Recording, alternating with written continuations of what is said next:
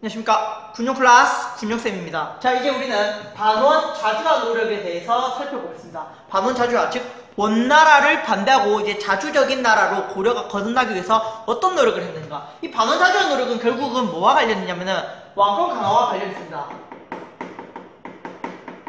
왜 왕권 강화냐? 왕은 누구의 눈치를 보고 있습니까? 지금 왕이 원나라의 눈치를 보고 있죠. 또 건문세족의 눈치도 보고 있습니다. 실제로 이 건문세족은 고려의 지배층이지만 이 둘이 서로 연합을 해서 원나라와 연합을 해서 누구를? 왕을 지속적으로 견제하고 있었던 거죠. 왕은 결국은 자신의 왕권을 강화시키기 위해서 누구와 누구를 걷어내야 했냐면은 원나라의 세력도 쫓아내야 했고 그 원나라와 붙어먹은 건문세족도 쫓아내야 했다라는 거죠. 그래서 왕은 지속적으로 왕권 강화를 위해서 건문세족을 쫓아내고 건문세족을 약화시키고 원나라로부터 자주화를 할 수 있는 이런 정책을 펼친 그 내용이 바로 반원 자주화의 노력이라는 내용과 관계가 될 겁니다. 자, 가장 먼저 우리가 살펴봐야 될 사람은 충선왕입니다. 교과서에는 짧게 나오는데 이 중학교 수준의 내용은 아닙니다. 사실 충선왕은 고등학교 가서 배워야 되는데 충선왕은 사리원이라는 것을 만들었다. 아, 이런 게 있구나 생각만 해주세요.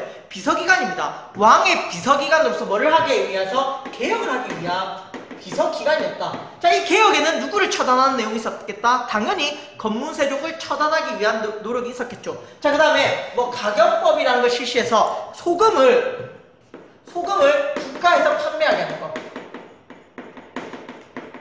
소금을 개인이 판매하면 너무 비싼 값에 판다. 소금을 이제 모두 국가에서 판매하게 하자. 이건 모두 농민 생활을 안정시킨과 동시에 이런 소금이라든지 이런 것들을 장악해서 권력을 유지했던 건문세족을 약화시키는 정책이었을 겁니다. 그래서 사리원을 통해서 개혁을 실시하려고 하고 가격법이라는 것을 만들었다. 이런 고등학교적 지식이에요. 자, 충렬왕도 있습니다. 충렬왕은 영토를 회복했습니다. 지난 시간에 제가 말했죠. 동령부라든지 탐라총관부를 몽골, 원나라로부터 돌려받습니다. 계속 돌려달라고 합니다. 이때 전쟁은 아니라 돌려주세요, 돌려주세요, 돌려주세요 계속 끊임없이 요구를 해서요. 결국은 받아냅니다. 동령부라 탐라총관부를. 쌍성총관부는 받아내지 못해요. 아시겠죠? 어쨌든 충렬왕도 개혁을 하려고 했는데 이때 전민변정도감이라는 게 만들어집니다.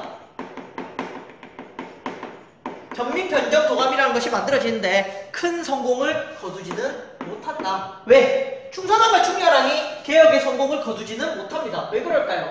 자, 이들의 간섭이 너무나도 심했고 이들의 눈치를 계속 봤다라는 거죠. 아시겠죠? 건문세족의 간섭, 원나라의 간섭 이런 것들에 의해서 충선왕과 충렬왕의 개혁은 사실 큰 성공을 거두지 못한다. 자, 반원 자주화 노력의 가장 하이라이트는 누구냐? 바로 공민왕입니다. 우리는 이 공민왕을 빼놓고 얘기할 수 없습니다. 사실 중학교 때 충선왕과 충렬왕을 배우지 않는 이유는 누구 때문이다? 이분 공민왕 때문입니다. 고려 국왕 중에 랭킹 5 안에 든다라고 생각하면 됩니다. 고려 국왕 우리가 배웠는데 중요한 사람 뭐 태종 그리고 광종, 성종 이 외에는 뭐 공민왕 빼놓고 얘기할 수 없습니다. 거의 그 정도 수준의 국왕입니다. 공민왕은 개혁 정치를 하려고 합니다. 두 가지 흐름이 있어요. 첫 번째가 바로 반원 정책, 원나라를 반대하는 정책, 그리고 두 번째가 건문세족을 견제하는 정책. 이 두 가지 흐름으로 우리가 공민왕의 개혁을 비교해 볼 수 있습니다. 공민왕의 개혁, 반원 정책을 실시하기 위해서 일단은 가장 먼저 고려 내에 있던 친원파를 제거합니다. 대표적인 세력이 기씨 세력이라고 합니다. 얼마 전에 우리 드라마에 있었는데 기황후라는 드라마 본 적 있나요? 그 기황후가 몽골, 고려에서 잡혀간 기황후라는 기씨라는 사람이 기씨라는 여인이 몽골의 황후가 되는 가정을 드라마로 만들었죠. 사실 그때요, 그거는 드라마로 만든 거고요. 이때 그 기황후가 황후가 되면서요, 기황후의 친척들이 고려에서 엄청난 전행을 벌입니다. 왜? 자기 여동생이 몽골 황제의 부인이잖아요. 그러니까 고려에는 어마어마한 잘못된 정책을 펼쳤겠죠. 간섭도 하고. 자, 그래서 그 친원파를 제거하기 위해서 상징적으로 기시 세력, 기철이라고 불리는 기시 세력을 제거했다라는 겁니다. 아시겠죠? 기시 세력과 같은 이런 건문 세력들을 제거했다. 자, 그 다음 관계와 복식을 회복합니다. 그러니까 다시 왕에서 어떻게 황제로 돌아가겠다. 삼성육부 체제를 고려 예전의 삼성육부 체제를 일면 회복하겠다라고 하면서 관제복식 회복에 들어갑니다. 물론 이거는 관제복식을 회복했다가 다시 돌아갔다가 회복했다가 돌아갔다를 반복합니다. 왜 그럴까요? 누가 계속 간섭한다? 이들이 계속 이거에 간섭을 하니까 건문세족과 원나라가 계속 간섭을 합니다. 네가 뭔데 황제 체제를 하느냐? 정신 차려라. 이런 식으로 계속 간섭을 하니까 황제로 갔다가 다시 황제 체제로 갔다가 왕 체제로 갔다가 몇 번을 반복합니다. 선생님이 기억하기로는 한 4번 정도 반복이 있었던 걸로 알고 있습니다. 뭐 그 정도까지는 알면 되고요. 어쨌든 회복하려고 노력했다. 자, 그 다음에 고려를 지속적으로 간섭했던 정동행석을 폐지해버립니다. 정확하게는 정동행석의 이문소라는 기구를 폐지합니다. 제가 지난 시간에 말했죠. 사실 정동행석의 대장은 고려 왕이었다. 그런데 정동행석이 고려를 간섭하는 기구였던 이유는 이 이문소라는 독자적인 기구가 있었는데 이 이문소라는 독자적인 기구가 계속 고려의 내정을 간섭했다. 공민왕 때요. 이 정동행석을 폐지합니다. 정확하게는 정동행석의 이문소를 폐지합니다. 그리고요, 무력을 통해서 쌍송총관부를 수복합니다. 충렬한 때요, 동령부와 참나총관부는 돌려받았는데 쌍송총관부는 끝까지 돌려주지 않았어요. 그 이유는 몽골이 여기 사는 백성들이 고려로 돌아가기를 원하지 않는다, 이런 식으로 변명을 했기 때문이죠. 그러자 공민왕이 무력, 군대를 일으켜서 쌍송총관부를 수복합니다. 알았죠? 뺏어오는 겁니다. 이때 공민왕을 도왔던 세력들이 이성계 집안입니다. 이성계 집안. 그러니까 이성계의 할아버지 이자춘 뭐 이런 이성계의 할아버지 세력이 이때 등장합니다. 이성계 집안이 이때 등장하게 됩니다. 쌍성총관부를 회복하는 과정에서. 알죠? 그리고 이성계는 고려로 들어와서 나중에 조선을 세우게 되죠. 자, 공민왕이 반원정책을 펼치는데요. 그 뒤에는 누가 있었냐면 바로 명나라가 있었습니다. 친명정책이라고 할게요. 친명.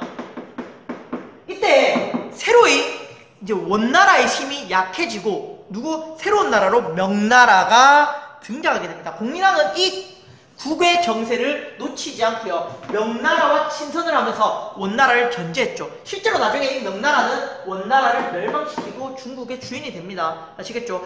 그리고 조선이 건국될 때는 명나라와 조선이 이제 국교를 맺죠. 조선이 명나라를 사대하게 됩니다. 어쨌든 신흥국가였던 명나라와 친선 관계를 하면서 이제 몰락해가는 원나라를 점점 견제했다. 자, 원나라를 견제하니까 누가 들끓습니까? 건문세족이 들끓겠죠. 왜 원나라를 배신하냐? 그래서 이 건문세족도 약화시켜야 합니다. 어떻게? 새로운 세력을 등용시킵니다. 새로운 세력. 대표적인 세력이 누굽니까? 바로 신돈. 신돈이라는 새로운 세력을 등용시켜서요.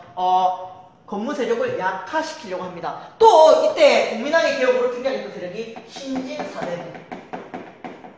이제 건문세족을 약화시키는 새로운 세력으로 신진사대부가 등장되고, 이 신진사대부는 나중에 이성계와 함께 조선을 건국하는 지배 세력이 됩니다. 아시겠죠? 어쨌든 이 공민왕의 개혁으로 신돈이라는 세력이 등장되었고 신진사대부도 성장하게 되었다. 자, 공민왕의 개혁, 즉 신돈의 개혁의 하이라이트는 전민변정도감입니다. 이 전민변정도감은 충렬왕 때도 있었는데 충렬왕 때는 실패했고, 공민왕은 이 신돈을 통해서 전민변정도감이라는 걸 만들어서요. 전민변정도감이라는 걸 만들어서 개혁을 실시합니다. 이 전민변정도감은 어떤 내용이냐면은 2가지 내용을 담고 있습니다. 전민변정도감. 첫 번째, 토지와 노비를 원래 주인에게 되돌려줘라. 토지와 노비를 원래 주인에게, 원주인에게 줘라. 이 내용을 담고 있고요. 토지와 노비를 원주인에게 줘라. 첫 번째. 두 번째, 억울하게 노비가 된 사람을, 이걸로 해볼게요. 두 번째, 억울하게 노비가 된 사람이 있습니다. 억울하게 노비가 된 사람을 어떻게? 양인으로 회복시켜줘라. 이 2가지 의미를 갖고 있습니다. 이해갑니까? 자, 첫 번째가 토지와 노비를 원주인에게 되돌려줘라. 토지와 노비를 원주인에게. 그러니까 검문 세족이 땅을 빼앗았어요. 토지도 빼앗고 노비도 빼앗았어요. 그러니까 노비가 아닌 토지와 노비가 주인이 아닌데 검문세족이 권력으로 빼앗았던 것을 다시 원주인에게 되돌려주면서 검문세족의 힘을 약화시켰고, 자, 그리고 검문세족이 이 과정에서 억울하게 양인을 노비로 만들었다는 거죠. 그 사람을 다시 뭘로? 양인으로 만들면서 어떻게 국가재정을 회복하고 검문세족의 힘을 약화시키려고 했다. 아시겠죠? 전민변종도감의 내용, 이 두 가지 의미 잘 기억해 두시고요. 자, 우리가 오늘 살펴봤는데요. 공민왕의 개혁이 하이라이트입니다. 이 내용 잘 살펴봐 주시기 바랍니다. 감사합니다. 자, 다 같이 큰 소리로 따라 읽어봅시다. 공민왕은 개혁을 통해 원나라를 배척하고 전민변정도감을 설치하여 검문세족 견제를 시도하였으나 실패하였다. 공민왕은 개혁을 통해 원나라를 배척하고 전민변정도감을 설치하여 검문세족 견제를 시도하였으나 실패하였다.